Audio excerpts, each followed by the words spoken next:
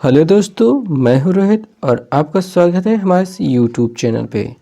कथन और तर्क ये एक महत्वपूर्ण रीजनिंग का चैप्टर होता है जिसमें से आम तौर पे 2 से 3 क्वेश्चन हर एक एग्ज़ाम में आ जाते हैं। तो चलिए कुछ महत्वपूर्ण प्रश्नों के उत्तर देखते हैं। देखिए क्वेश्चन पहला वाला हम यहाँ पे लेते हैं। यहाँ पे देखिए कथन दिया गया होता है। एक कथन ही आमतौर पे होता है और उससे संबंधित 2 तर्क या फिर 4 तर्क दिए होते हैं। जब 4 तर्क होते हैं उनमें से एक कोई सही होता है और जब 2 तर्क दिए होते हैं तो आपको बताना होता है कि कौन सा इसमें से कठोर है और कौन सा इसमें से कमज़ोर है। तो चलिए एक प्रश्न को देखते हैं। जो हमारा कथन है उसमें कहा गया है, क्या हमें पर्यावरण संतुलन में विश्वास रखना चाहिए। अब ये इस पर तर्क क्या कहा जाता है, हाँ हमें इससे बहुत फ़ायदा होगा, ठीक है। दूसरा है नहीं, इससे अंततः नुकसान ही होगा। यानी कि पर्यावरण संतुलन पर हमें विश्वास रखना चाहिए। तो पहला तर्क है हाँ हमें इससे फ़ायदा होगा। तो क्या हमें पर्यावरण संतुलन पर विश्वास रखना चाहिए? बिल्कुल रखना चाहिए, इससे हमें फ़ायदा ही होगा। तो पहला वाला विकल्प आपका सही है और पहला वाला तर्क कठोर है, अंततः इससे नुकसान ही होगा। मतलब पर्यावरण संतुलन के बारे में विश्वास रखने की बात नहीं कही जा रही है, कहा जा रहा है इससे नुकसान होगा, तो इस वजह से ये कमज़ोर होगा। तो पहला तर्क मजबूत है। ऐसे ही दूसरे प्रश्न पे चलते हैं। दूसरा प्रश्न है कि हमें धूम्रपान नहीं करना चाहिए। अब धूम्रपान नहीं करना चाहिए क्योंकि अब उसके लिए तर्क दिए गए हैं और वो तर्क मजबूत है कि कमज़ोर है आपको बताना होगा।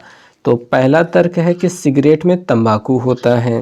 देखिए धूम्रपान नहीं करना चाहिए क्योंकि सिगरेट में तंबाकू होता है, ये कोई मजबूत तर्क नहीं है, ये बहुत ही कमज़ोर तर्क है। कोई अच्छा तर्क देना चाहिए, घुमाना नहीं चाहिए बातों को, सीधा टू द पॉइंट कहना चाहिए। तो ये तर्क घुमा रही बात को, कोई सीधा संबंध नहीं ले रहा, तो ये कमज़ोर हैं। इन पर खर्च किया गया पैसा बेकार जाता है, ये भी बातों को घुमाने का ही काम है। टू द पॉइंट बात कहें, धूम्रपान क्यों नहीं करना चाहिए, धूम्रपान करना एक बुरी आदत है, तो ये भी एक अच्छा तर्क, मजबूत तर्क नहीं होगा क्योंकि यहाँ पे भी बात को घुमाया जा रहा है। चौथा तर्क हम देखते हैं कि तंबाकू का धुआं स्वास्थ्य के लिए हानिकारक होता है। ये टू द पॉइंट बात की जा रही है कि तंबाकू का जो धुआं होता है, सिगरेट में जो धुआं निकलता है वह स्वास्थ्य के लिए हानिकारक होता है। ये एग्जैक्ट एकदम फैक्ट बात कही जा रही है, बाकियों में घुमाया जा रहा है बात। हालांकि आपको एकदम सही लग रहा है लेकिन बात को घुमाया जा रहा है, टू द पॉइंट बात नहीं की जा रही है। इसलिए बाकी सब तर्क आपकी कमज़ोर हैं, केवल डी वाला विकल्प जो तर्क है वो आपका मजबूत है। अगले क्वेश्चन पे हम चलेंगे। क्वेश्चन नंबर 3 है। यहाँ पे कथन में कहा गया है कि कथन है प्लेटिनम चांदी से अधिक कीमती है क्योंकि जो प्लेटिनम में धातु होती है वो चांदी से ज़्यादा कीमती है। इसका कारण क्या है, यह अधिक सफ़ेद है। तो ये भी घुमाने वाली बात हो गई। ऐसे तो हमारा ये बैकग्राउंड भी ज़्यादा सफ़ेद है, उससे ज़्यादा सफ़ेद है, तो ये महंगा होना चाहिए। तो यहाँ पे जो सफ़ेद की बात की जा रही है ये घुमाने की बात है। यह अधिक विरलतर है, दूसरा विकल्प है। अधिक विरलतर मतलब विरल माने होता है बहुत मुश्किल से मिलना, विरलतर मतलब होता है जो मुश्किल से मिले, आसानी से ना मिले। तो प्लेटिनम एक ऐसी धातु है जो मुश्किल से मिलती है और बहुत उपयोगी भी है, उपयोगी है साथ ही मुश्किल से मिलती है। ये कारण हो सकता है, बाकी कारणों को भी हमें देख लेना चाहिए। तो ये तीसरा विकल्प है, ये अधिक भारी है। भारी होने से कोई भी चीज़ महंगी नहीं हो जाती है और यह अधिक कठोर है, कठोर होने से भी कोई भी चीज़ महंगी नहीं होती है। तो यह विरलतर है, ये बी वाला विकल्प आपका बिल्कुल सही है। तो प्लेटिनम इसीलिए महंगी है। चौथा प्रश्न देखते हैं। कहा गया है कथन में लोग अपने जूतों पर रबड़ सोल लगवाते हैं क्योंकि। अब रबड़ सोल क्यों लगवाते हैं, तो ये फैशनेबल होते हैं। तो जूतों का जो नीचे वाला हिस्सा होता है, ये अपना जूता है मान लेते हैं, तो जो नीचे वाला हिस्सा होता है इसे सोल कहा जाता है और ये फैशनेबल होता है। तो रबड़ सोल लगवाना फैशनेबल है, हो भी सकता है, बट टू द पॉइंट बात नहीं है जो हमारे इस कथन के लिए सही हो। सो नेक्स्ट वाला देख लेते हैं, सभी देख लेते हैं। रबर चमड़े की अपेक्षा अधिक छिद्रित होते हैं। अब छिद्रित होने वाली बात समझ में नहीं आती है।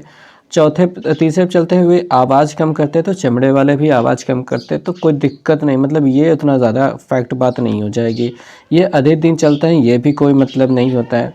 तो यहाँ पे एक अंदाज़ा लगता है कि रबर चमड़े की अपेक्षा अधिक छिद्रित होती है, मतलब उन्हें अच्छे से सिया जा सकता है।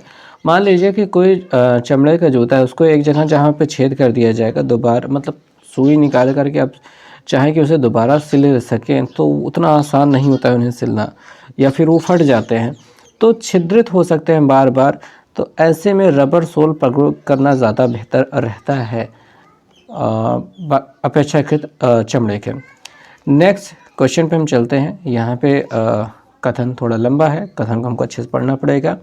कथन है, ताश के खेल में चालें सामने वाले खिलाड़ी द्वारा चली गई चालों पर तथा उस पर शेष पत्तों के आधार पर चली जाती हैं। इनमें सफलता पाने के लिए निम्नलिखित बातों में से कौन सबसे अधिक महत्वपूर्ण है, यानी 4 जो विकल्प दिए गए हैं उनमें कौन सबसे ज़्यादा महत्वपूर्ण होने वाला है। तो पहला है स्मृति। स्मृति हाँ हो सकता है, बट हमको सभी देखना है। सामने वाले खिलाड़ी की चाल पहले से ही अनुमान लगाने की योग्यता, तो ये पहले से हर बार आप अनुमान, एक बार अंदाज़ा तो लग जाता है, पर हर बार अनुमान लगे ये ना इफ़ेक्टिव चीज़ नहीं है, ये बस एक मन गढ़ंत बात है। तो इसी वजह से ये तो अपना तर्क गलत होगा।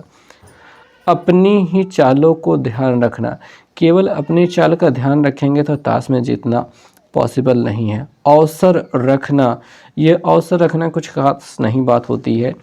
पहला वाला विकल्प जो है स्मृति, ये सबसे ज़्यादा आपका कठोर तर्क है, मजबूत तर्क है कि आपको याद रहना चाहिए कि पहले कौन से पत्ते गिर चुके हैं और किसके पास कौन सा पत्ता नहीं है, अंदाज़ा लगाया जा सकता है। इससे काफ़ी आसान हो जाता है जीतना। तो स्मृति सबसे ज़्यादा महत्वपूर्ण यहाँ पे तर्क होगा।